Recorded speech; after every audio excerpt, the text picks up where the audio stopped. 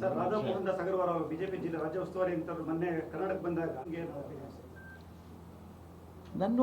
ನಾನು B J ಪಿಯಿಂದ ಹೊರಗೆ ಹೆಂಗೆ ಬಂದು ಅನ್ನೋದನ್ನು ಇಡೀ ರಾಜ್ಯಕ್ಕೆ ಗೊತ್ತು.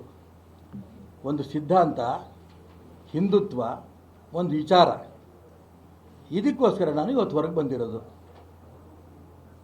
ಕುಟುಂಬ ರಾಜಕಾರಣವನ್ನು ವಿರೋಧ ಮಾಡಿ ಹೊರಗೆ ಬಂದಿದ್ದು, ಸಾಮೂಹಿಕ ನೇತೃತ್ವ ಬೇಕು ಅನ್ನೋದು ಹೊರಗೆ ಬಂದಿರೋದು.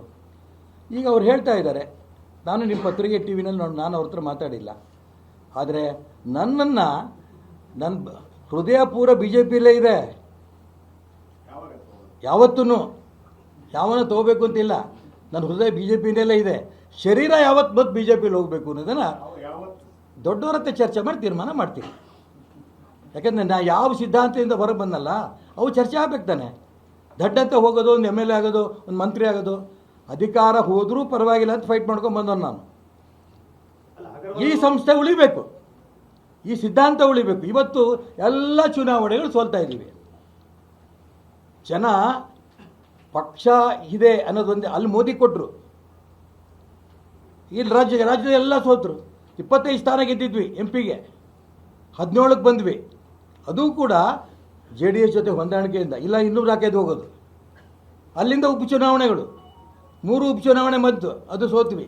ಮೊನ್ನೆ ದಾವಣಗೆರೆ ಮತ್ತು ಬಾಗಲಕೋಟೆ ಸೋತ್ವಿ. ಜನ ನಿಮ್ಮ ಸಿದ್ಧಾಂತವನ್ನು ಒಪ್ತಾರೆ ವಿನಃ ಇದೇ ರೀತಿ ಮುಂದುವರೆದ್ರೆ ನಮ್ಮ ಪಕ್ಷದ ಸ್ಥಿತಿ ಭಾಳ ಹಾಳಾಗತ್ತೆ.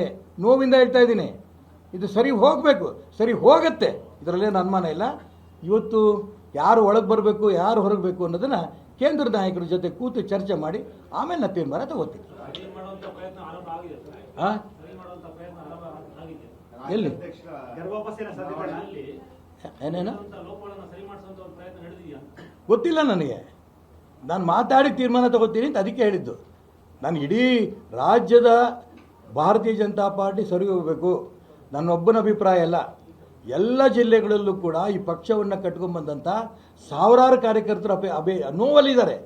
ಈ ಸರಿ ಹೋಗಬೇಕು ಅಂತ. ಸರಿ ಹೋಗತ್ತೆ, ಅದಕ್ಕೆ ಪ್ರೋಸೆಸ್ ಶುರು ಆಗಬೇಕು, ಆಗತ್ತೆ.